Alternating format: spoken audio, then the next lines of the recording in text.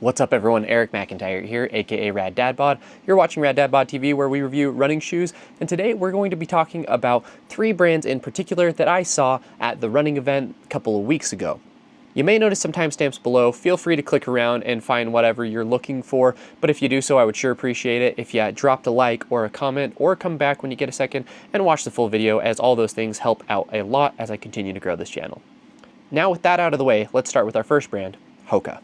Now, if I'm being completely honest, I was really excited for Hoka in 2024, and unfortunately, I feel like a lot of their releases just fell a little bit flat for me personally.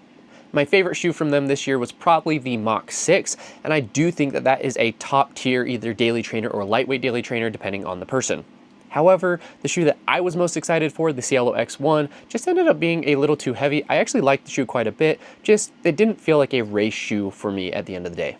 The other shoe that I was quite excited for, the Hoka Mach X2, was a really good shoe, and I actually enjoyed all of my miles in the shoe. However, a lot of people had some trouble with the heel as it just kind of cut into their Achilles. So let's talk about how Hoka is addressing 2025.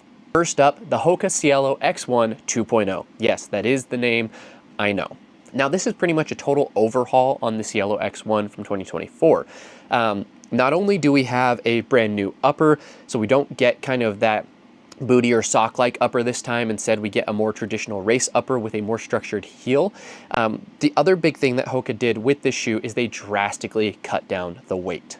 Now, personally, again, I liked the Cielo X1, so if they had just found a way to reduce the weight of that shoe down to even like the 7-point-something ounce range, I would have been pretty happy with it because I really like how it felt underfoot. And that's pretty much the mindset that they took going into the 2.0. So really, they heard the feedback from the Cielo X1 pretty quickly and realized that they had to revamp, because I think there was just a lot of sentiment like I had, which is the shoe was great, but there weren't a lot of people racing in it for kind of their fastest races because of that weight.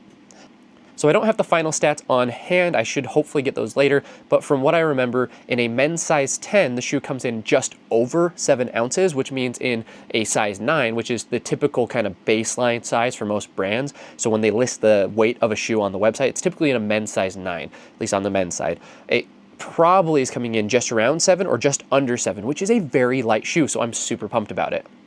The foam setup for the most part is going to be the same, and I think that's a good thing because, again, I liked the underfoot feel of the Cielo X1. The other thing that they're doing, though, is they're actually changing the cutout from the lateral side to the medial side of the shoe. Now you can see the Cielo X1 here in hand. Again, on the lateral side of the shoe, we had this cutout. Now for me, I didn't think that this made the shoe unstable.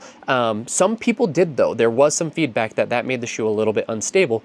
But the real feedback that they heard from some of their more elite athletes was that the decoupling here in the lateral side and kind of this far into the midfoot was preventing a smooth transition from heel to toe and felt a little bit disjointed. So they felt like there was some energy return. In fact, they tested it on treadmills and lab tests, and they found that there was some energy loss in that transition. So that's why with the Cielo X1 2.0, we're seeing it moved to the medial side and kind of further back to reduce some of that transition, as faster runners tend to be closer to a midfoot strike for the most part. Now again, the Mach X2 was a shoe that I did enjoy, but I understand the concerns that people had about it. The problem is completely fixed. The Mach X3 is essentially the same shoe, just with a new upper and a structured heel, so there should not be any Achilles issues. So those who liked the Mach X2 and felt like it was a good, stable shoe, or a shoe that could really kind of pick up the pace, a good training companion to the Cielo X1, you're probably going to really enjoy the Mach X3. And those who liked the shoe but couldn't run in it because their Achilles was constantly being slashed, well, good news, you should be able to run in the Mach X3. But that seems to be the only major update to the shoe. Now, outside of their speed-oriented shoes, Hoka is updating 2 of their most popular models, the Clifton and the Bondi, and if you haven't already heard, the updates actually have people kind of up in arms. Hoka has been known to have a 5mm heel-to-toe drop on most of their shoes, and people really, really enjoy that. I myself tend to gravitate towards a 5 to 8mm drop for the most part. I like a mid-drop shoe. However, with some of the updates to the foams that Hoka is using, it's still an EVA, but it seems to be a little bit softer and more responsive from what I'm hearing, and because of that, the way that it compresses causes it to feel a little bit less like a 5mm drop, so Hoka decided to raise the large majority of their shoes to an 8mm heel-to-toe drop. Now again, the logic or the explanation I was given by the tech rep from Hoka is that essentially with how foams compress, when you actually strike, the compression, if it was a 5mm, would actually feel more like a 2mm drop. And so they want to give you the actual same sensation and support that you're used to in a 5mm drop, and in order to do that, you need an 8mm drop. Those are kind of the major updates to those two lines. The Clifton 10, it's the 10th version. There's probably going to be some fanfare around it. I find that the shoes look a little bit more sporty this year, where last year I felt like the updates, or maybe that was in 2023, I can't remember, but it seemed that the updates were almost geared more towards lifestyle. And I don't know if they're seeing a trend away from the lifestyle users or kind of the Hoka girly trend, but Hoka is returning to a more sporty look overall. Now moving to the trail, we have a mafate update, actually 2 of them. First up, one of my favorite trail shoes of the last few years, the Hoka Mafate Speed 4 is getting updated to the Hoka Mafate 5. And you heard that right, they've dropped the speed from the name. Why? The tech rep wasn't 100% sure. I don't know if it's because maybe the shoe has become a little bit more heavy and so it's less of a speed oriented shoe. The shoe does seem a little bit more robust. If you remember the Hoka Mafate Speed 2 or Speed 3, the shoes were a little bit more robust. They had kind of those plasticky or TPU overlays on the outside of the shoe. They were just like, in my opinion, they were really good shoes for like Spartan or mud racing ultra distance events where you get the traction, but you also get a really kind of durable, robust shoe. And then in the 4, they went to that jacquard mesh, which wasn't going to be quite as durable, and the outsole as well was a little bit less aggressive. So they had the speed in the naming of the 4 and before, but for the 5 they've removed it, and they seem to have returned to kind of that more durable makeup of the shoe. They've gone back to a more aggressive lug pattern. It's still always been Vibram. That's kind of just the standard for Hoka for the most part. And then you have some of those plasticky TPU overlays on the shoe again. So it is just a more robust shoe. I think it's going to be more of your workhorse, kind of your long run shoe. And then maybe your speed goat's going to be more of your daily run with a little bit of a pickup in it. And then obviously you have your Tecton X for kind of your racing. Speaking of Mafate and X, the Mafate X is also coming next year, and it is essentially the Mafate 5 but with a carbon fiber plate or kind of dual plates in the shoe. Now while the Tecton X3 was designed to go fast, the Mafate X is still designed to go far and to race, but Hoka has recognized that not everyone is going very, very fast on their trail races, and so the Mafate X is kind of that more like moderate to easy paced race shoe option on the trails. Now both the Mafate 5 and the Mafate X will have 8mm heel to toe drops as well, which again is super interesting to me. I'm less concerned about the Clifton and Bondi, I'm more concerned about the Mafate line because 8mm drops on the trail is high. Oh, and one other fun call out on the X, you have pizzas and tacos on the bottom in the lug pattern because, well, Ultra Runner aid stations are something to behold. If you haven't run one before, I suggest you check them out. All right, moving on to brand number 2 of this video, let's talk Brooks running. Now, Brooks was a huge surprise for me in 2024, if I'm being honest. The one shoe that I wish I had tried that I did not get to try was the Hyperion Elite 4, but I've run in the large majority of their performance models for 2024 outside of that. And I'll say that I really, really enjoyed them, and the Brooks Hyperion 2 is likely my lightweight trainer of the year. While their foams are a little bit firmer, I find them to be fairly responsive, and I find that the shoes themselves just fit really well. They're very breathable. They have just a really good structure. Brooks puts a lot of love and care into the construction of their shoes, and that will continue in 2025, and there are a few models that are getting really big updates and a few that are going to be really, really exciting. Starting off though with the traditional stuff, the Brooks Ghost is getting an update, and it's pretty much a Brooks Ghost. I don't think that's anything to complain about. You either like the Ghost or you don't like the Ghost. It is a standard, like a traditional running shoe. So those who have been with Brooks for 20 years are going to continue to run in their shoes. That's going to be the shoe kind of for the loyalist.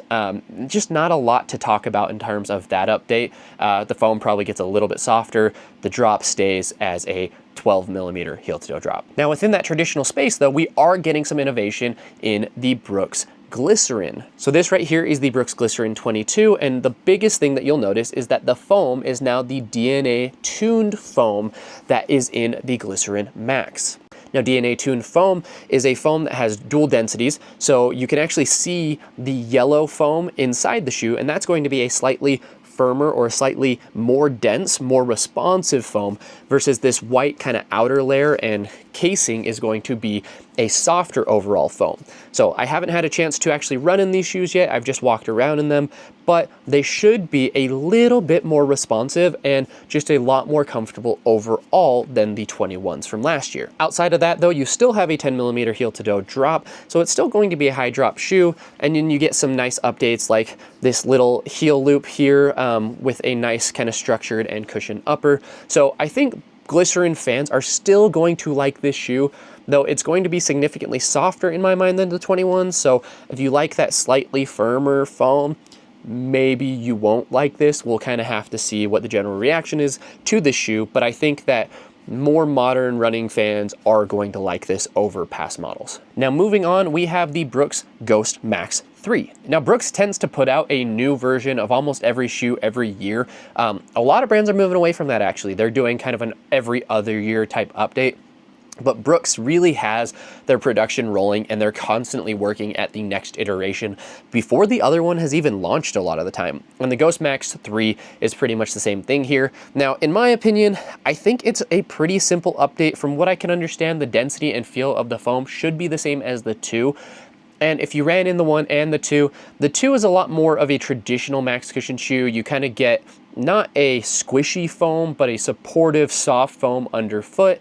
The shoe is not made to go fast. The shoe is made for kind of recovery days, maybe your standard easy runs or standard run days. The big thing is just going to be the upper for the most part. It looks like it might be a little bit more breathable, but from what I could tell, the shoe should be pretty similar. So this is one where, in my opinion, you may just want to stock up on the 2 if you liked it. If you like the 1 over the 2, which I know a lot of people did, grab those now because those are probably going to start disappearing. Next up, the Hyperion lines, again, getting major updates here. So the Hyperion 3 gets a total overhaul. It looks like a completely different shoe. It looks like it's a little bit more aggressive in the geometry of the midsole, but the midsole is still DNA Flash V2, which is the same compound that was in the 2. The upper looks to be a little bit more lightweight, and I know that they're adding a little bit more cushion in the midsole for the most part. I'm hoping that they didn't change the shoe too much though in terms of responsiveness, because again, I really like the 2, but the shoe maintains a very lightweight nature. Next, one of the biggest changes in 2025 coming to Brooks Running is the Hyperion Max 3. Now the Hyperion Max 2 was a nice shoe. It was very firm and it had DNA Flash V2 as well as a plastic plate. I found the shoe to be really stable. I found it to be responsive. It was firmer than I think I like, and so, but my big issue with the shoe is it was kind of a tweener. So it wasn't quite light enough or agile enough to be like a fast trainer like the Hyperion 2 is, but then it wasn't quite cushioned enough to be kind of that higher stack super trainer. Think like the Skyward X or the, I mean, even the Glycerin Max honestly is a little bit more in that, but that's not really a fast shoe. Maybe the SC Trainer is a good kind of comparison. So the Hyperion Max 3 though is going to be kind of that higher stack plated trainer that a lot of people have been asking for. And along with that, they are putting the new PEBA-based DNA Gold foam in the shoe, as well as DNA Flash V2, so you'll get a dual density with the DNA Gold softer, more responsive foam on top, and then a firmer responsive foam on bottom with a plastic plate in between. Along with that, they're increasing the stack. So this is very much a max stack shoe now with a more responsive foam, and they're going to make it a little bit lighter as well overall from what I can tell, at least in the upper. And so this shoe should be a complete overhaul for 2025 and should be a really interesting option for those who like those plated high stack super trainers. Now, with those updates, just so you're aware, the price is going up to kind of that super trainer price of $200. I believe the Max 2 was $170, so it kind of fit in the more lightweight super trainer category. But again, it was a tweener, so I see where they're going. My question is going to be, is there going to be kind of a faster, more nimble plated shoe from Brooks in the future? Are we going to get kind of the marathon training companion for speed work, maybe your endorphin speed type or your magic speed type shoe? It's yet to be seen, but it does not look like that's coming in 2025. Now, the two most exciting things in my mind coming from Brooks in 2025, though, are the revamp of the Hyperion Elite 4, now Hyperion Elite 4 PB, and the PB stands for personal best, I believe, but you might as well just call it PEBA, because what they're doing in this shoe is they're adding DNA gold to the midsole and replacing the DNA flash that they used in the previous model. Brooks caught a lot of flack last year for releasing a very firm super shoe. A lot of people just don't like the firmer foams underfoot, and most brands were using PEBA at this point, and so Brooks has been hesitant to implement it into their shoes. It's nice to see it coming, though, because I do think that it's going to be a really nice upgrade to this shoe. So I'm extremely excited to see it. Can't wait to try it out on foot, and that should be releasing early this next year. I believe February is the release date, so stay tuned for that. I think those are going to fly off the shelves because Brooks put together a really awesome product. Again, I love the Hyperion line, just I didn't get a chance to try the original Elite 4, but those who did try it just called it overly firm. This should solve that issue for the large majority of people. And last but certainly not least, running nerds, or running shoe nerds, I should say, have known this shoe was coming for a while, but the Hyperion Elite 5 will be launching, I believe, in July of next year, and it is DNA gold in the midsole, so you are getting that PEBA-based foam, as well as what looks like a super lightweight mesh upper, so you got the exposed a carbon fiber plate running through the middle, and some funky geometries underfoot to make sure that it keeps within the World Athletic standards. So this shoe is one that I think is going to knock it out of the park. I didn't get a chance to try it on foot, but it looks really, really cool, and I think there's going to be a lot of hype around it. So I think that Brooks actually had a really good 2024 despite some of the criticism that they received, but I think they're going to absolutely crush it in 2025. They look to be really pushing boundaries and innovating going forward. All right, brand number 3 that I'm going to be talking about today, we have Underarmour. And Underarmour has been in the performance running world for a number of years now, but you don't really see a lot of casual runners wearing their shoes. I think we're going to start to see that change in 2025, maybe. They have a couple of releases that are coming out that I think are going to be really solid, and they have one really awesome collaboration coming out for all you running shoe nerds out there. I think you're going to love it. So let's break down what they had at the running event. First off, we have the new Infinite Elite from Underarmour, and this is going to be kind of your easy day, long run shoe. You can see it has a lot of stack underfoot. You've got a nice breathable mesh upper. Really, this is kind of your cruiser. And so I didn't really feel like Underarmour had a good like daily option, and I think that's why we hadn't seen that many runners running in them. But now they have a nice daily trainer, nice cushion trainer coming out in 2025. So be on the lookout for it. Underarmour puts a lot of care into their products. A lot of technology is used, and that really seems to finally be translating into their running shoes this year. Another shoe, just kind of for those who like to have maybe a casual shoe that they can also run in, but also wear at work or be commuting in, is the Sonic 7. So at first glance to me, this doesn't look like a performance running shoe, but it's coming in, I believe, at $130. So it's really kind of made for a little bit of do-it-all, a little bit of that kind of run commuter. So if you're looking for a nice shoe, this is kind of your one that, again, not going to be the performance model that knocks it out of the park, but a really good entry point into the brand and a really good entry point into those who are maybe picking up a few miles a week and starting to get into running. All right, the next shoe is one that really surprised and shocked a lot of people. This is the Underarmour U Infinite Mega. Now, if this design looks familiar to a lot of people, then you probably are a trail runner. In fact, I was actually wearing this shoe on foot just now. It's from Speedland, and this is the brand that Underarmour is collaborating with. As you can imagine, a lot of the brands, kind of the product designers, have worked with each other at various times in their careers, and so that lends to unique opportunities to collaborate together and design something really unique and awesome, and that's what Underarmour and Speedland are doing. So essentially what you have is a shoe that takes the geometries and the setups and the BOA lacing system and all of that from a Speedland running shoe, and then you translate it to the road, and then you add Underarmour foams and Underarmour materials. Now, I've personally run in a number of Speedland models, and they're all excellent. Speaking of Speedland, they're actually going to be releasing their own road model in 2025, so be on the lookout for that, because they've been strictly trail to this point, and again, every one of their releases just knocks it out of the park. And so Obviously, the most unique thing about this shoe is going to be that heel. So you'll actually be able to adjust the heel fit of the shoe. I know that this is going to be a really comfortable shoe. It's probably not your racing shoe. It's probably more of a concept shoe. A number of brands will do this kind of thing. Puma did it with the Rule Breaker, where you're really just playing around, having some fun, and you figure, hey, you might as well put that shoe out there to the masses to enjoy as well. And so I don't know like the main use case for the shoe other than just getting lots of fun miles on foot. So there we go. That's part 3 of my TRE series. No running vlog this week just because I've been sick. You can maybe hear a little bit of congestion still. So I've been sick for about the last week.